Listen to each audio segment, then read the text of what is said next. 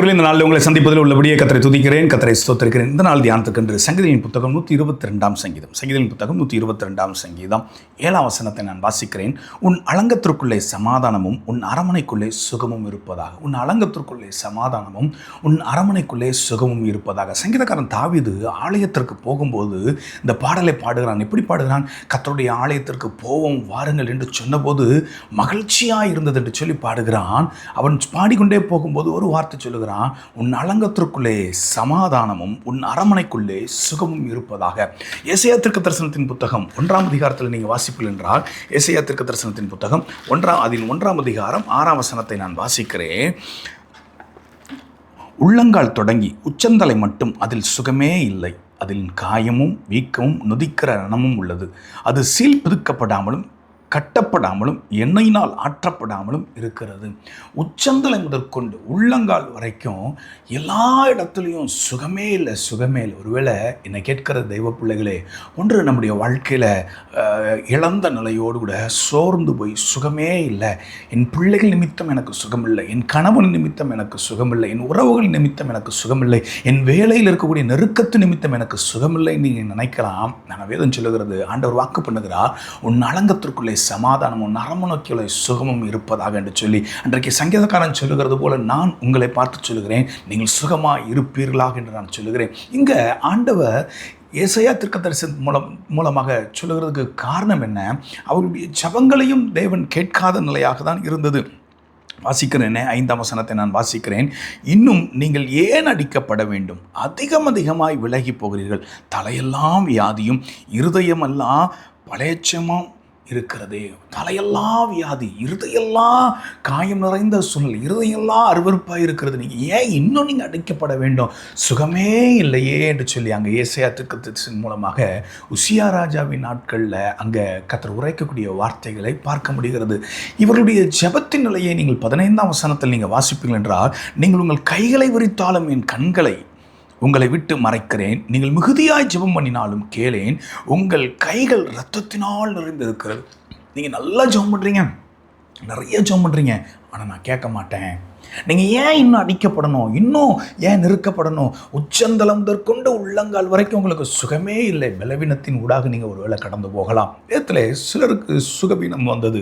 பவுலுக்கு வந்த சுகவீனத்தில் ஆண்டவர் வாக்கு பண்ணினா, என் கிருபை உனக்கு போதும் என்று சொல்லி யோவான் 9ஆம் அதிகாரத்திலே அங்கே பிறவை குருடனை பார்த்து சீஷர்கள் கேட்கும்போது, ஆண்டவர்கிட்ட கேட்கும்போது, யார் செய்த பாவம்?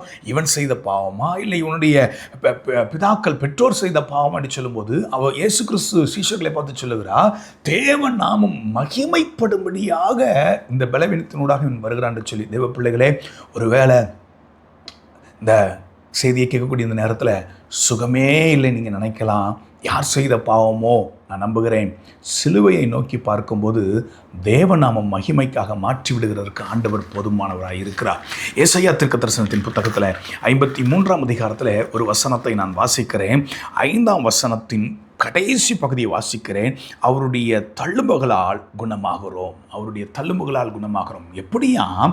நம்முடைய மீறுதல் நிமித்தம் அவர் காயப்பட்டு, நம்முடைய அக்கிரம நிமித்தம் அவர் நொறுக்கப்பட்டார், நமக்கு சமாதானத்தை உண்டு பண்ணும் ஆக்கினை அவர் மேல் வந்தது, அவருடைய தள்ளும்புகளால் குணமாகிறோம். இங்கே நீங்கள் அக்கிரமத்தோடு நீங்கள் உங்கள் நாட்களை ஆசரிக்கிறீங்க. 15ஆம் வசனத்தில் 13, 14, 15 வசனத்தில் ஏசாயா 1ஆம் அதிகாரத்தில் நீங்கள் வாசிப்பீர்கள் என்றால், அக்கிரமத்தோடு நீங்கள் உங்கள் நாட்களை அனுசரிக்கிறீங்க, ஆலய கொடுகை நீங்கள் அக்கிரமத்தோடு நீங்கள் செய்கிறீங்கன்றார். ஆனால் அங்கே தாவீது சொல்கிறாரு, நீங்கள் ஆலயத்துக்கு வரும்போது மகிழ்ச்சியாய் நான் வருகிறேன், உன் அலங்கத்திற்குள்ளே சமாதானம் உன் அரமனைக்குள்ளே சுகமும் இருப்பதாக என்று சொல்லி. இங்கே ஏசாயா 1 நாம் வாசிக்கிறோம், நீங்கள் அக்கிரமத்தோடு நீங்கள் கூடி வருகிற நாட்களை அனுசரிக்கிறீங்களே, நீங்கள் மிகுதியாக கையில் இருக்கிறீங்க, நீங்கள் நல்லா ஜெபிக்கிறீங்க, ஆனால் நான் அதை கேட்க மாட்டேன் நாங்கள் சொல்லுகிறா.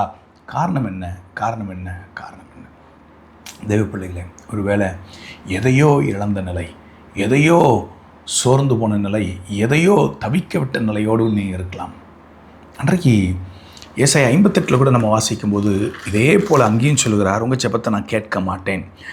3-4 வசனங்களை வாசிக்கும்போது, நாங்கள் உபவாசிக்கும்போது நீர் நோக்காமல் இருக்கிறது என்ன? நாங்கள் எங்கள் ஆத்துமாக்களை ஒடுக்கும்போது நீர் அதை அறியாமல் இருக்கிறது என்ன என்கிறார்.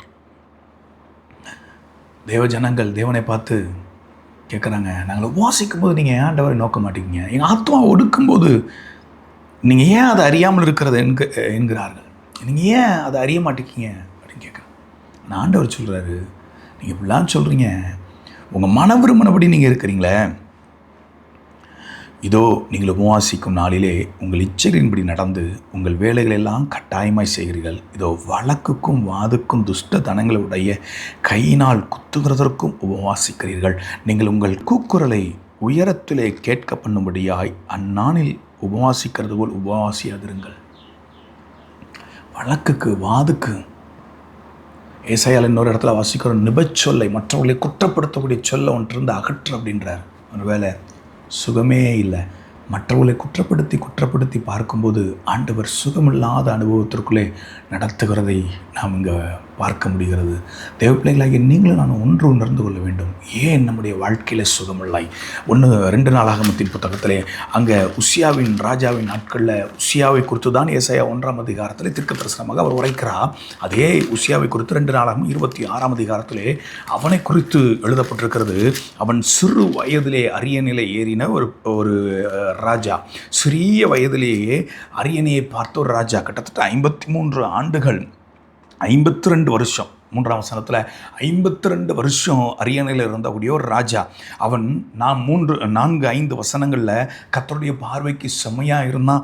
அவனுடைய காரியங்கள் எல்லாம் கர்த்தர் வாய்க்க பண்ணினார் என்று சொல்லி வேதத்தில் வாசிக்கிறோம். 15ஆம் வசனத்தில் நீங்கள் வாசிப்பீர்கள் என்றால், அவன் அப்படியே அவன் கீர்த்தி வெகு தூரம் பரம்பிற்று, அவன் பலப்படும் மட்டும் ஆச்சரியமாய் அவனுக்கு அனுகூலம் உண்டாயிற்று. கர்த்தரை தேடுறான், கர்த்தரை ஆராதிக்கிறான், எல்லாமே நல்லா இருந்துச்சு. ஆனால் ஆலயத்துக்குள்ளே வந்து அதில் 16ஆம் வசனத்தில் வாசிக்கும்போது, அவன் பலப்பட்ட போது தனக்கு கேடு உண்டாக மட்டும் அவனுடைய மனம் மேட்டின்மையாகி தன் தேவனாகிய கர்த்தருக்கு விரோதமாக மீறுதல் செய்து தூபபீடத்தின் மேல் தூபம் காட்ட கர்த்தருடைய ஆலயத்திற்குள் பிரவேசித்தான். அவன் பலப்பட்ட போது தேவ பிள்ளைகளே, கர்த்தரை தேடும்போது காரியம் வாய்க்குது, அனுகூலமான காரியங்கள் வாய்க்குது, ஆச்சரியமாய் கர்த்தர் நடத்துகிறார். ஆனால் பலப்பட்ட போது, பாகமத்தில் 8ஆம் அதிகாரத்தில் பிரமாணத்தில் சொல்லும்போது கூட உங்கள் இருதயம் மேட்டின்மை அடைந்து விடக்கூடாது என்று சொல்லுகிறார். தேவ பிள்ளைகளே, இன்றைக்கு நாம் ஏன் சுகம் இல்லை? ஒருவேளை மற்றவர்களை குற்றப்படுத்துகிறதுனால, மற்றவர்களை குற்றப்படுத்தி ஜெபிக்கிறதுனால, வழக்குக்கும் வாதுக்கும் நீங்கள் உபவாசிக்கிறீங்கன்றார் ஏசாயா 58. ஏசாயா 1 அக்கிரமத்தோடு நீங்கள் உங்கள் பண்டிகையை, உங்கள் மாத பிறப்பையும் ஓய்வு நாளை அனுசரிக்கிறீங்க. உங்கள் ஜெபத்தை நான் கேட்க முடியாது. ஏன் சுகவீனமாக இருக்க வேண்டும்? தேவ பிள்ளைகளே, இன்றைக்கு ஒன்று சிந்தித்துக் கொள்வோம் நம்முடைய வாழ்க்கையில். ஆண்டவரே, என்னுடைய சுகவீனத்திற்கு ஆண்டவரே மற்றவர்களை நான் காரணம் காட்டல, வேதனை உண்டாக்கும் வழி இடத்துல உண்டோ என்று பாரு ஆண்டவரே. நித்திய வழியில் என்னை நடத்தும், உண்மை துக்கப்படுத்துகிற காரியத்தை என்னட்டு அகற்றுங்க ஆண்டவரே. யாக்கோபு 5ஆம் அதிகாரத்திலே அங்கே எண்ணெய் பூசி ஜெபிக்கிறதற்கு யாக்கோபு பிரமாணத்தை வைக்கும்போது ஒரு காரியத்தை அங்கே யாக்கோபின் மூலமாக யாக்கோபு எழுதின நிருபம், யாக்கோபு எழுதின நிருபத்திலே நான் 5ஆம் அதிகாரம் 14ஆம் வசனத்திலிருந்து அவர் சொல்கிறார், நீங்கள் ஒருவனுக்கு வியாதிப்பட்டிருந்தால் உங்கள் மூப்பரை அழைத்து எண்ணெய் பூசி ஜெபம் பண்ணுங்கன்றார். விசுவாசம் உள்ள ஜெபம் பிணியாளியை ரட்சிக்கின்றார். 15ஆம் வசனத்தில் 16 கவனிக்கணும். ஏசாயா 1ஆம் அதிகாரத்துலேயும் நீ எண்ணெய் பூச விடலை, காயங்கட்ட விடலை, சீல்பதுக்க விடலைன்றார். இங்கே இவர் சொல்கிறாரு, நீ விசுவாசத்தோடு நீ ஜெபம் பண்ணு, எண்ணெய் பூசி ஜெபம் பண்ணு, உனக்கு கர்த்தர் சுகம் தருவார்ன்றாரு. ஆனால் அடுத்த வசனத்தில் யாக்கோபு நமக்கு ஒரு ஆலோசனையாக சொல்லுகிறார். 16ஆம் வசனம், நீங்கள் சொஸ்தம் அடையும்படிக்கு உங்கள் குற்றங்களை ஒருவருக்கொருவர் அறிக்கையிட்டு ஒருவருக்காக ஒருவர் ஜெபம் பண்ணுங்கள். நீங்கள் சொஸ்தம் அடையும்படிக்கு, சுகமாக இருப்பதற்கு ஒருவர் குற்றங்களை ஒருவருக்கு அறிக்கையிடுங்க. சகோதரர் பேரில் மனத்தாங்களோடு இருந்து ஆலயத்துக்கு வந்தால் எப்படி நம்முடைய ஜெபத்தை கேட்டு வாழ்க்கையில் சுகம் இருக்கும்? தேவ பிள்ளைகளே, ஒருவேளை வியாதி நிமித்தம் சுகவீனமாக இல்லாமல் இருக்கலாம். ஆனால் பிள்ளைகள் நிமித்தமோ, வேலை நிமித்தமோ, சூழ்நிலை நிமித்தமோ இருதயத்தில் மன அழுத்தத்தோடு நீங்கள் கடந்து போகிறத கர்த்தர் ஒரு நாள் விரும்பலை. 122ஆம் சங்கீதத்தில் வாசிக்கிறோமே, தேவ பிள்ளைகளாகிய நீங்களும் நானும் சுகத்தோடு ஜீவிக்க வேண்டும் என்று கர்த்தர் ஆசைப்படுகிறார். கர்த்தர் சுகத்தை தந்து நடத்துகிறதுக்கு கர்த்தர் போதுமானவராக இருக்கிறார். கண்களை மூடி ஜெபிப்போமா? தகப்பனே, இந்த நாளில் ஆண்டவரே, ஏன் எனக்கு சுகமே இல்லை என்று சொல்லி ஏக்கத்தோடு இருக்கலாம் ஆண்டவரே. ஏன் என் ஜெபத்தை கர்த்தர் கேட்கவே இல்லை என்று சிந்திக்கலாம் ஆண்டவரே. உசியாவே ஆண்டவரே அப்பா, ஆலயத்திற்குள்ளே அவன் துணிந்து செய்த காரியத்தை நிமித்தம் ஆண்டவரே உச்சந்தலை முதல் உள்ளங்கால் வரைக்கும் அவனுக்கு சுகமே இல்லாத ஒரு சூழ்நிலையை ஆண்டவரே மரணம் மட்டும் நீர் ஆண்டவரை அனுமதித்தீரே. அப்படி அல்ல ஆண்டவரே. இந்த நாளில் எங்களுக்கு சிலுவை உண்டு, எங்களுக்கு மீட்பு உண்டு. எங்களுடைய எல்லா கிரமத்தையும் மீறுதலையும் பாவத்தையும் சுமந்து தீர்த்த தேவ ஆட்டுக்குட்டி எங்களுக்கு உண்டு. அவருடைய தழும்புகளால் குணமாகிறோம் என்ற அந்த வேத வார்த்தையின்படி ஒருவேளை குணமே இல்லாமல் சுகமே இல்லாமல் இருக்கிற இந்த பிள்ளைகளுடைய ஆண்டவரை சத்தத்தை கேட்க பண்ணுவீராக. தேவனுடைய சத்தத்தை கேட்கிற ஒவ்வொருடைய வாழ்க்கையிலும், இந்த வேத வசனத்தை கேட்கக்கூடிய ஒவ்வொருடைய வாழ்க்கையிலும் சுகம் இருக்கட்டும், சமாதானம் இருக்கட்டும். கர்த்தருடைய ஊழியனாய் ஆசீர்வதிக்கிறேன் இயேசுவின் மூலம் பிதாவே, ஆமென்.